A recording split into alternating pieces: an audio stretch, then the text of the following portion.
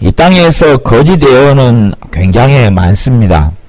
거짓 예언을 한다 그래서 꼭 그 사람이 거짓 예언자가 되거나 거짓 선지자가 되는 건 아니겠죠. 그런데도 불구하고 거짓 예언을 하는 사람들은 많고, 사람들은 그 거짓 예언이 구약시대의 이스라엘이나 유다에 대한 것처럼 희망적이고 긍정적인 예언이면 그것을 적극적으로 수용하고 받아들이는 경향을 가지고 있습니다. 거짓 예언이라는 것이 그 사람이 잘못된 사람이라거나 비양심적이라거나 아니면 뭐 완전한 마귀의 사람이거나 그걸 이야기하지는 않습니다. 올바른 사람이라 해도 미혹에 되어질 수 있고, 올바른 사람이라 해도 성경을 잘못 해석하고 곡해할 수 있기 때문에 그렇습니다. 거짓 예언을 어떻게 구분할 수 있느냐 하는 부분으로 무엇이 거짓 예언이냐 하는 것을 알 수가 있지요.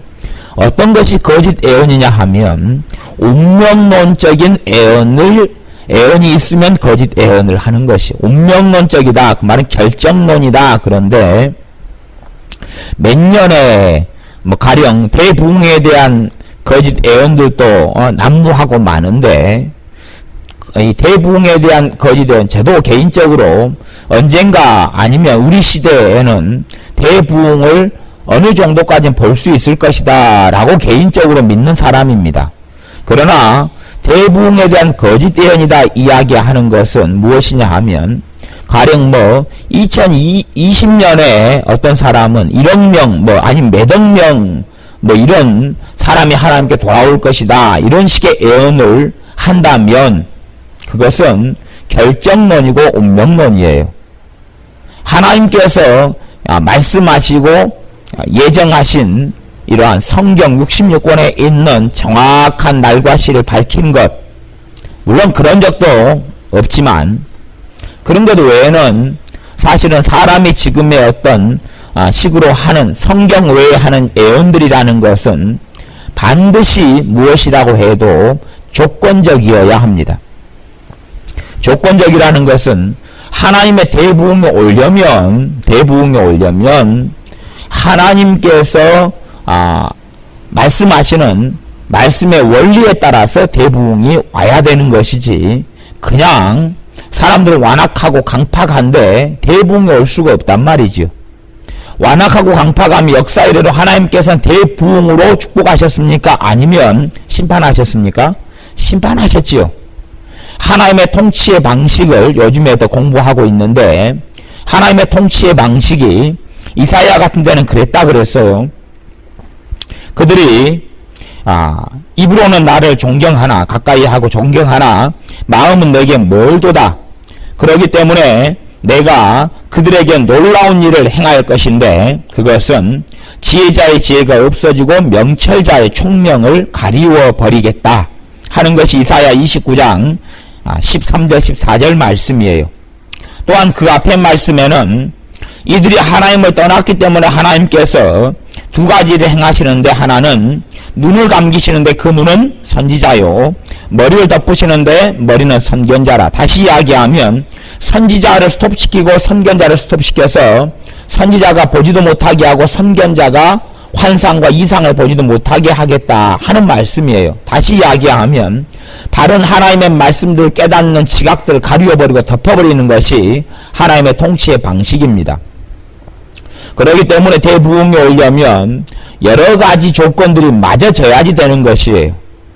회개도 일어나야 되고, 주님을 찾는 사람들도 있어야 되고, 그 사람도 많게 되어지며 주님께 자신을 정말 헌신해 드리는 사람도 있어야 되고, 그러한 것들이 되어져서 대부흥이 일어나기 때문에 몇 년도에 부흥이 일어난다, 몇 년도에 무슨 역사가 일어난다, 올해는 무슨 일이 있을 것이다, 내년은 무슨 일이 있을 것이다 하는 식의 예언은 다 거의 대부분 거짓 예언이 되고 맙니다. 그런 거짓 예언을 하는 사람들이 미국 같은 데는 굉장히 많고, 그런 영향을 한국도 많이 받는 것을 봅니다.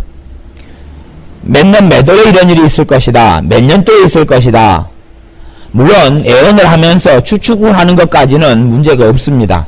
이런 예언이 되는데 그것이 올해 정도는 있지 않을까?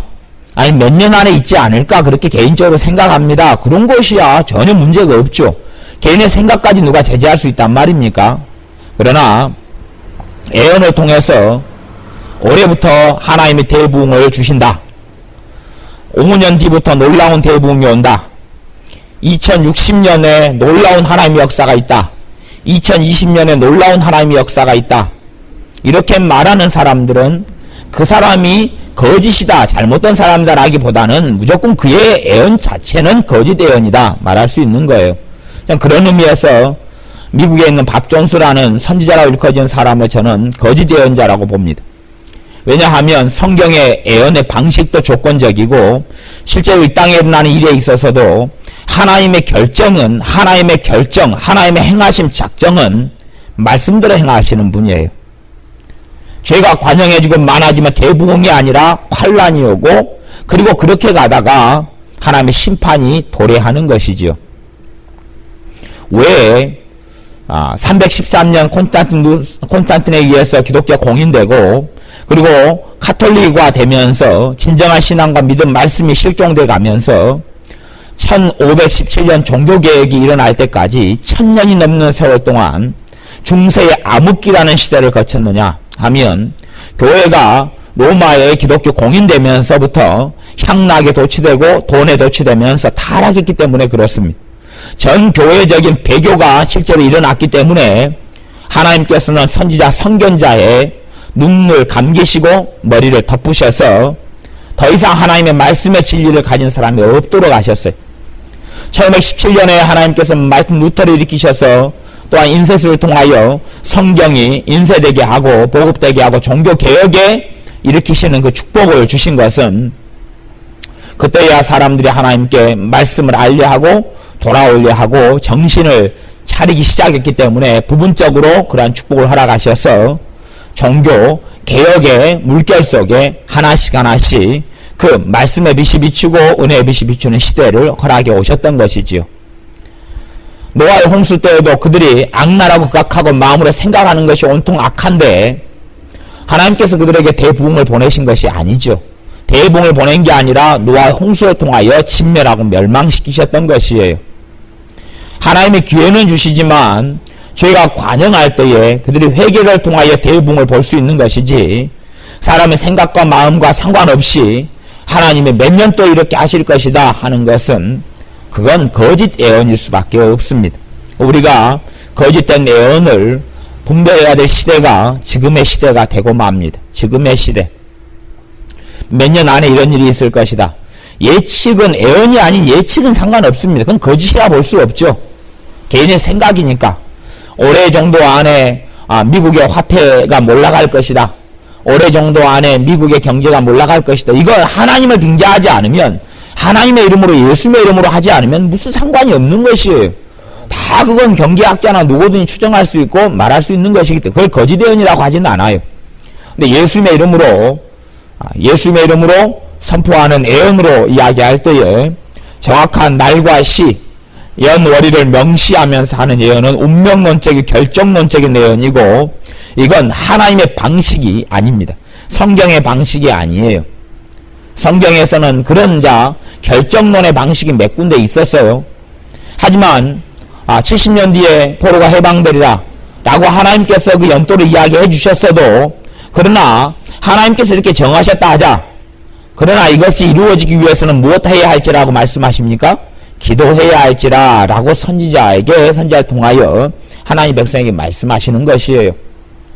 어떤 말씀이든지 대부분은 결정론이 아니라 조건이 붙었다는 것을 알아야 됩니다. 물론 예외도 있지만 이 땅의 삶에 있어서는 하나님 말씀대로 진리대로 진리가 이루어져야 자유케 되는 일이 있습니다. 진리가 깨닫게 돼야 자유케 되는 일이 있는 것처럼 대부흥은 하나님의 말씀의 원리에 따라서 하나님의 말씀을 순종하고 하나님께 돌아오고 헌신하고 주님의 십자가를 지고 주님의 길을 따르는 사람들이 있을 꼭 그렇게 되어질 때에 일어나는 것이지 무조건적으로 이 땅이 어떻게 되든지 이 세상의 신자가 어떻게 배교하든지 상관없이 되어질 것이다. 그런 것은 다 거짓 예언이 되는 것입니다.